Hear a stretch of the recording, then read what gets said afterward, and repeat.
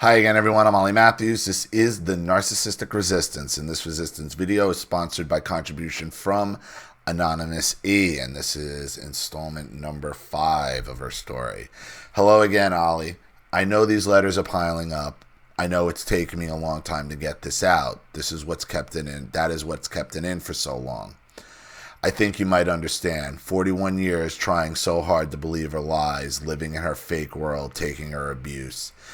I only did 17 years hard time and that 1 year stay at Dad's request before I met my husband, but still she's kept me emotionally on the hook ever since Dad died. I told myself after he died, you have one parent left. No, they died long before they actually do. You never had a parent. You have one parent left. She's a drunken slut. But you got to try to hold on. Don't bring up Dad. Don't bring up anything that will make her cut me out. Shit, Ollie. I look at that now and I'm like, poor stupid me back then. Now I can see Drunky. Really see her. I wish I could go back in time. I wish I'd left the first time at 17 and never looked back. Yeah, well, I've said that a million times. I should have left at 18 right after high school graduation and taken off for the West Coast. Or Florida.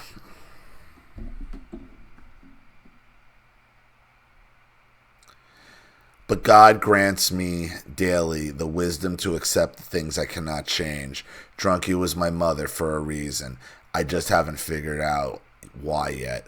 But I'll pick up my story. I think it is for a reason. I think all this shit happens for a reason. If I didn't have Drunky as a mother and Meat as a father, I wouldn't be doing this. Is that a good thing or a bad thing? Well, it's a bad thing that it's even necessary, but it's a good thing that something's coming of it. But I'll pick up my story. So I was attempting to explain some of the feelings my dad's death had left with me. The weird stuff was he was talking about just prior. Suicide, Vietnamese half-brothers, Thai wife slaves. I still can't believe that one. And this is your father, right? It somehow makes the Vietnamese half-brothers seem like no big deal. Maybe the mail-away bride thing was just something he was saying, hoping I tell Drunky, like for attention, the same as the suicide threats. Could be, because you're dealing with a borderline man. Your father's a borderline. Your mother's a borderline.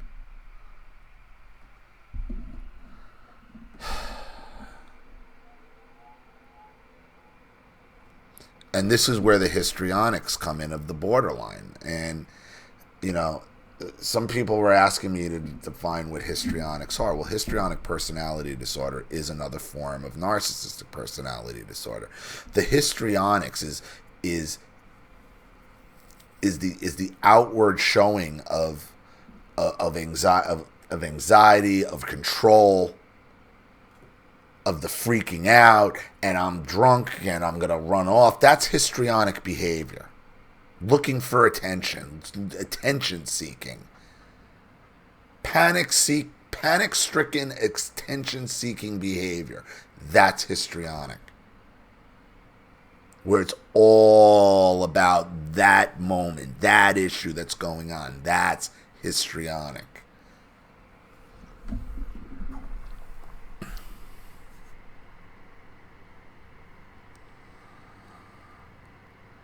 But I didn't tell Drunky any of it. She'd have ignored him anyway and have crushed him more. Dad didn't know this, but here in Arizona, Bob had been living with Drunky for who knows how long. She wouldn't even tell the truth about when she started dating him. He could have been living there the second I moved out. That's the power of the internet. So there was no way she was taking Dad back. She had her motorcycle guy. Ugh. Her lifelong dream toy, all shiny and new. Or so it seemed to her, through the lenses of her beer goggles. Even if Dad had lived, I don't think she would have taken him back. He didn't live, so my brothers and I flew out to his trailer in California at Drunky's request. Yeah, it's amazing, because For those, most of you know. For those of you who don't know where the name Drunky the Fuck Clown comes from, it comes from the show Trailer Park Boys, which is a trailer park show out based in Canada. It's hilarious. Drunky the Fuck Clown is the trailer park supervisor, Jim Leahy, who just passed. It was such a funny show. It's such a good show. It was all about being drunk. I labeled your mother the next Drunky the Fuck Clown even before I knew the trailer park was part of it.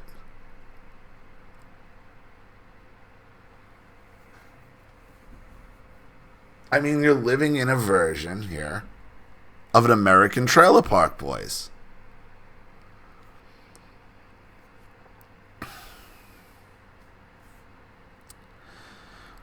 We found his little travel trailer in a lovely, peaceful trailer park.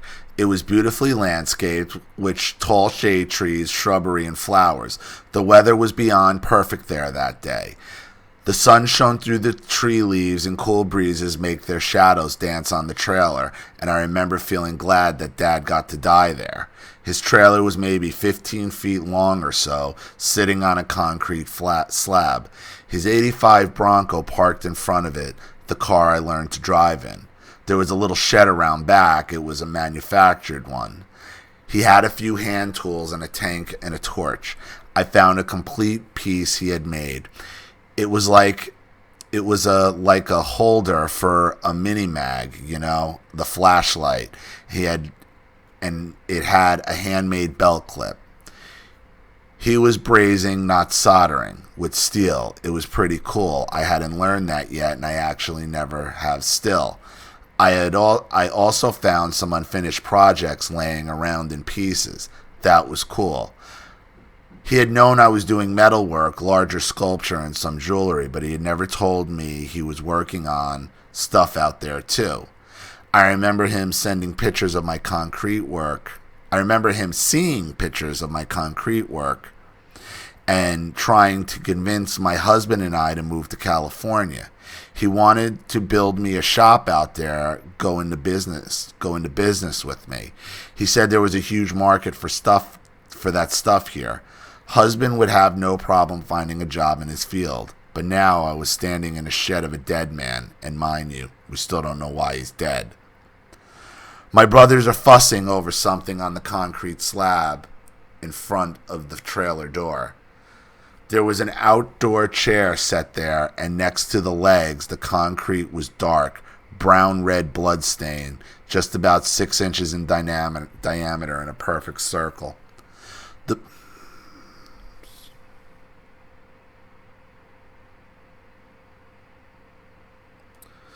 The blood had pooled and dried there. No one had touched it. Anyway, brothers were now moving into the trailer, but it took me a while. I sat on the trailer steps staring at it. B pushed by with cleaning supplies and started scrubbing the stain. I remember thinking, how could you do that? That's all we have of him. Can't you wait on that? Let me look at it some more. Stop, you're erasing my father. Not a word came out of my mouth. Well, you don't know how he might just not want to look at it, B was always in charge. By now, he'd scrapped the violence and the name-calling, but it was still firmly committed to my verbal and emotional destruction. With the sideways jabs, the fucking constant bragging, the feigned sympathy for my sad, pathetic life in our pathetic apartment, and how sad it was I'd never be able to make a living with my art. The inappropriate sexual questions. I swear every time he gets an opportunity to engage with me, he has to ask me something inappropriate at some point. This is the effect of being raised by two borderline alcoholics, 2 borderline personality disordered alcoholics. Sexual dysfunction, sexual confusion, and pseudo-incest. I mean, it's... And at the end of it, your brother is another one. He hates women. B hates women. He must do it just to watch me squirm. I just wanted not to engage with him, so I let him scrub. He gave up, though, without getting it all. There was a faint, almost unnoticeable stain left, and that satisfied me. Like I said, I was an expert at getting by with very little. Even when they thought they'd won, I'd probably become very good at winning behind the scenes without them knowing it, finding the silver lining in everything. And what it sounds like is, it sounds like your father drank himself to death. Literally. Started hemorrhaging, and that was it. And that's all she wrote. When I finally stepped into the trailer, I took a seat at Dad's kitchen table.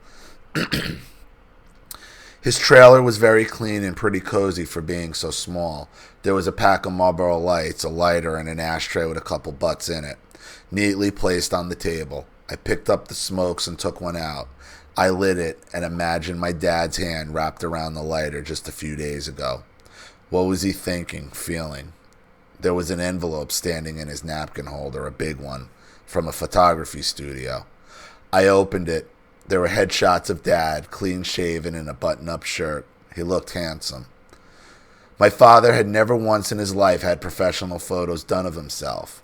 My brothers were halfway through his things by now as I'm smoking a cigarette and taking in Dad's life after drunkie. He was always a handyman, a tinkerer, and there were little custom details everywhere. He had put up hand-brushed aluminum backsplashes, fashioned a custom mount for his little television and VCR. You know, little stuff like that.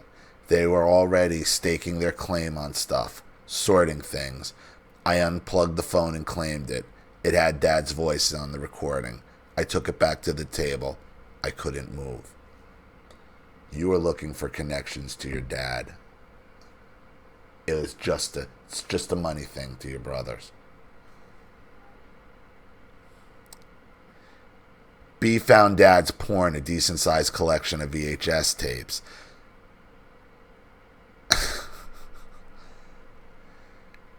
They started claiming the ones they wanted.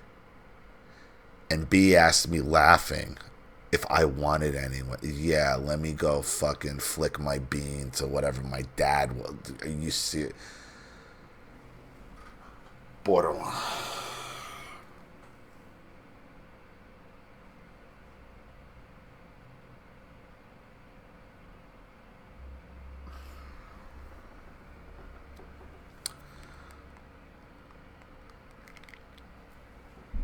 Like that was something a person would consider, watching the porn their dead father spanked to because their mother was a floozy whore that threw him away like trash and left him to slowly die alone in a 15-foot trailer, masturbating to pictures on a tiny screen. No, I said, and rose up and started looking for booze. He had to have some somewhere. I needed to escape B. Little bro was a little perv too, and also took some of the movies, but he was never inappropriate with me. If I had been the one to find the porn, I'd have tried to sneak it into the dumpster like a normal person, having respect for their dead and their reputation. But that's me. I guess I'm the crazy one in the family. I hate porn, so does my husband. It doesn't seem natural to view such a private act. It's guilt-provoking. Husband has cutely brought up how maybe we should get some toys to spice things up in the past, but to this day I can't. Not because I'm a prude, I'm not, in the privacy of my marital bed, but because I don't want to own anything that could be embarrassing for me after I die. And your mother being a fucking drunken whore, I have no doubt you've run into some of your mother's contraptions, and you didn't want to put two and two together there.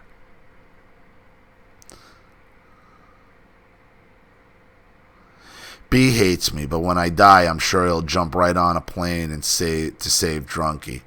He'd relish in rummaging through my life if he had the chance. I've daydreamt about B kicking at first, about flying out to his supposed mansion and hunting down all his six secrets. I'd photograph his strap-ons and his gay porn collection and plaster it all over Facebook. I hadn't mentioned that.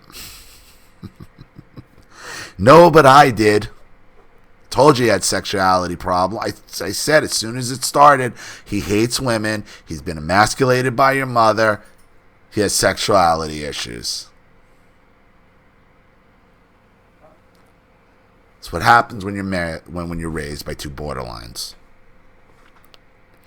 Now that I'm older and not so naive, I've learned what DL is, meaning down low.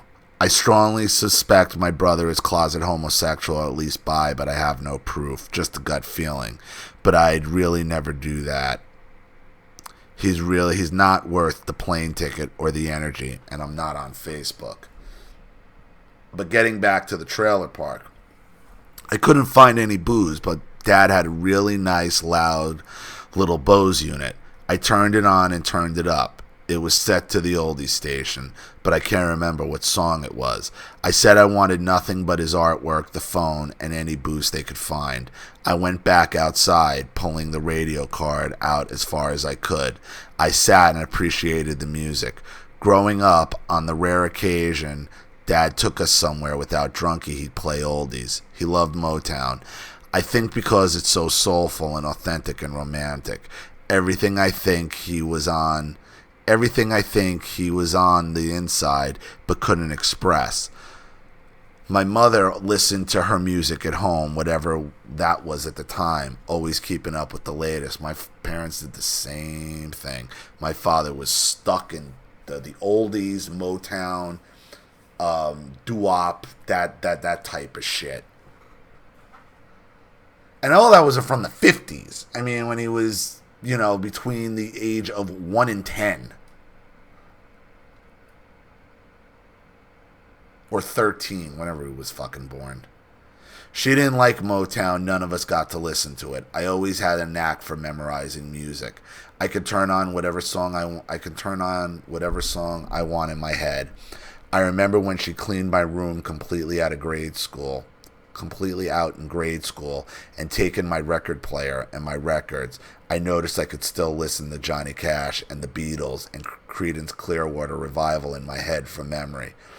I heard enough Motown from me and Dad's drives that I had a fair number of songs filed away where she couldn't find them. See, Ollie, I won. She didn't know I was winning. My husband thinks it's amazing, like I'm a human jukebox. I thought everyone could memorize a song note by note after hearing it a couple times. Apparently not. Apparently I'm special. Yeah, you are. Dude, I can't even understand lyrics to a song. I have no idea what they're ever.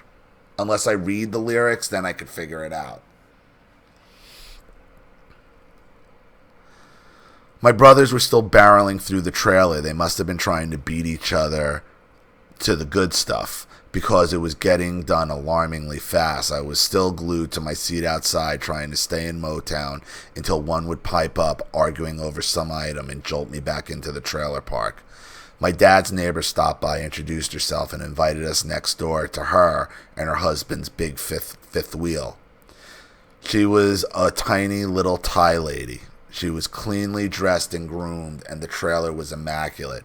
She sat us all down, and she explained how she'd been the one that found my dad dead. I'm wondering if she was the one cleaning the place, and that's why he wanted a Thai wife.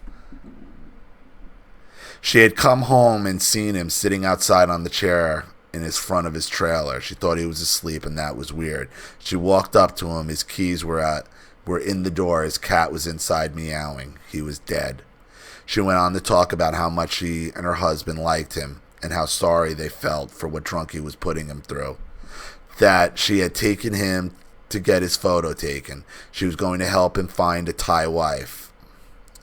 Oh, so that's where the Thailand talk came from. Told you. She was giving me directions to the shelter where I was supposed to pick up Dad's cat, Fred, when her husband pulled up in his work truck. This guy was white, at least 20 years older than his wife. Fucking gross. So this is exactly where he got it from. He immediately took over the conversation, putting her in her place for not offering us drinks. He opened the fridge, and it was stocked with cans of Bud Light.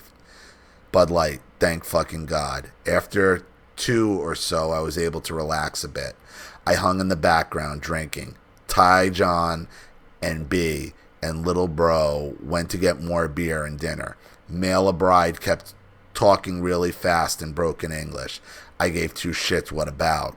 She hadn't told me she was a mail away bride, but I knew, like, duh.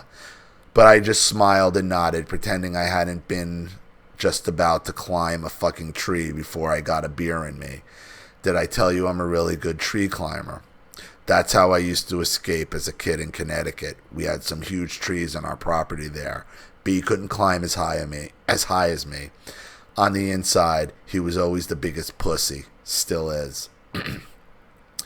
Anyway, they showed up with more beer, plenty, thank God, and dinner, KFC. Ty John produced paper plates explaining we had to take 2 or 3 because Mala Bride had fucked up big time and bought the cheap ones. He was such a fucking blowhard and a drunk. This was my dad's best bud. He was telling stories about him all night like they were best friends. Mala Bride and him insisted I stay the night with them. There wasn't enough room in Dad's trailer. I said I'd be fine.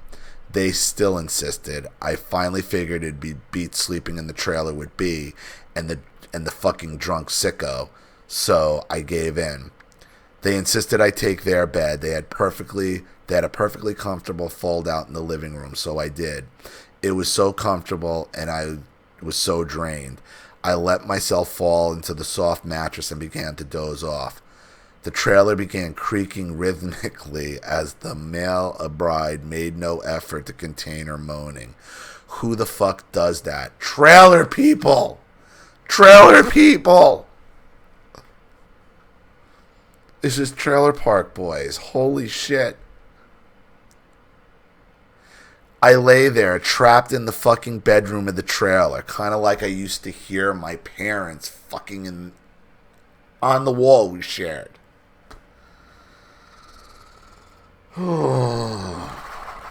Just narcissism and personality disorder everywhere. I lay there trapped in the fucking bedroom of the trailer with no escape except to walk past their little porn production. There was no way out. I lay there clasping a pillow over my head, but that didn't help. It eventually stopped after quite a marathon and I fell asleep. I woke up before them in the morning, thank God, and snuck out. I woke my brothers and we got back to work. B already had a potential buyer for the trailer coming today, but we still had to finish cleaning it out. We pulled together and got it done, throwing much of it in the trailer park dumpster. The buyer came, he wanted the trailer. He was coming back tomorrow to tow it off. So that part was done. B was going on all the other stuff he'd have to take charge of, canceling utilities or whatever. Like that took so much effort and intelligence. He used the situation as a way to make himself feel like some kind of hero. We locked up the trailer and went for food. Over dinner and beers, B said he wanted to stay one more night alone in Dad's trailer. He instructed little bro and I to go get a hotel room, so we did. I slept so good finally, even though we had to share a bed. I was always comfortable with little bro. He had been a sweet little boy and I'd always gone through a short phase of bullying him when I was 6 or so. I felt really bad about it and apologized. He had forgiven me, and he and I had always had a respectful relationship from then on. When B would try to get him to join him in ganging up on me, I could always tell he really didn't want to. He always accepted me for who I was and actually valued me for how different I was from the rest of them. He still does. The next day, I utilized the room, showered, enjoyed B free time. He eventually caught up to us and switched us to a room with 2 beds.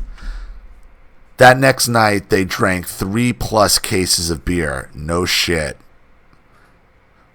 They kept trying to get me to buy more, but I was scared. It was dark and I didn't know my way around, so they went out drunk twice or maybe even more that night. I don't remember. They were being loud and there was no way I was sleeping, so I stayed up and tied one on too. This was the first time I remember thinking my brother's drinking isn't normal. That night seemed to go on forever.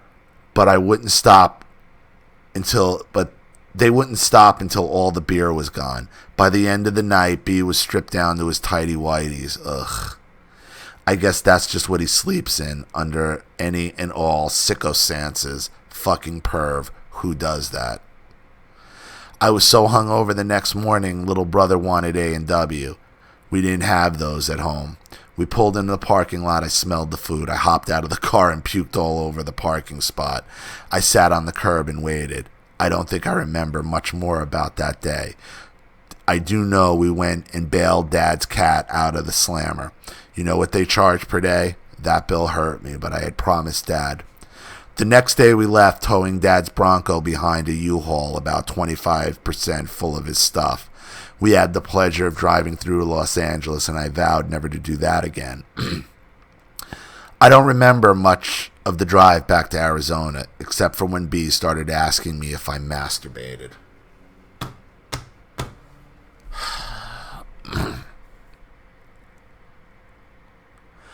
I told him that it was none of his business. Come on, he said. I know you do. Everybody does. Just admit it. He always tried to get me to admit I masturbated. I don't understand the obsession with that because he's a pervert.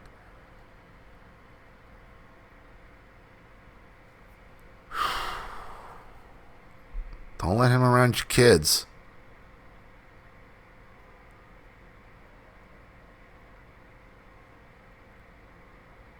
I don't understand his obsession with that. Little bro finally piped in and told him to knock it off. B's response was, we shared a bedroom, little bro.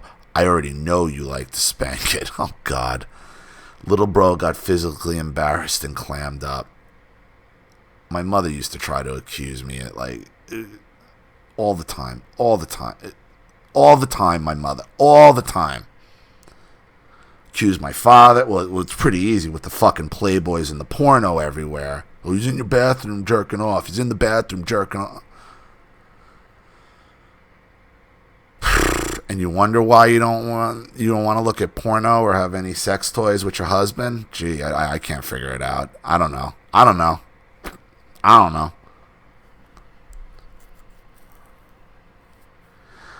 I'm going to have to stop here. What's coming next seems too much for me at this moment. I already have to get ready for work. Until the next installment, God bless you and your channel. Anonymous A. Well, that's one hell of one hell of a next installment here.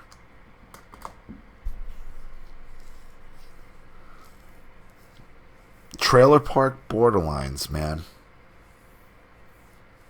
Trailer park borderlines is what you're dealing with. That's the mentality. That's why it is what it is. Unbelievable. I told you he don't like women. I told you he's been emasculated. I told you this. So, unbelievable. The booze, the obsession, the sexual obsession, the incestuous stuff, the masturbation, the porn. All, who would want their father's fucking porn? Oh my Christ. Male borderlines.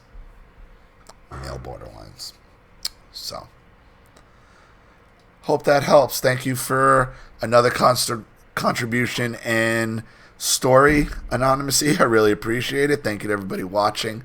Please leave any opinions or advice in the comment section below. And again, if you want your story read on the channel, you have a topic you'd like me to cover, a narcissist you'd like to expose, you'd like to set up Skype, a phone call, have a private video made, or a Facebook live chat, or you'd like to sponsor a video like this for someone who needs help and can't afford it, or just make a contribution to the channel in general to keep it supported, growing, and successful, because this channel survives 100% on contributions from all of you. Without you guys, all this goes away. So if you like what you see here and you want to see more videos like this, you know what to do with the PayPal and email links in the description box. Also, please like and share this video wherever you can. Subscribe to my channel if you haven't. And be sure to click the subscription bell to be notified of all my video uploads. I'm Ollie Matthews. This has been the Narcissistic Resistance. Take care.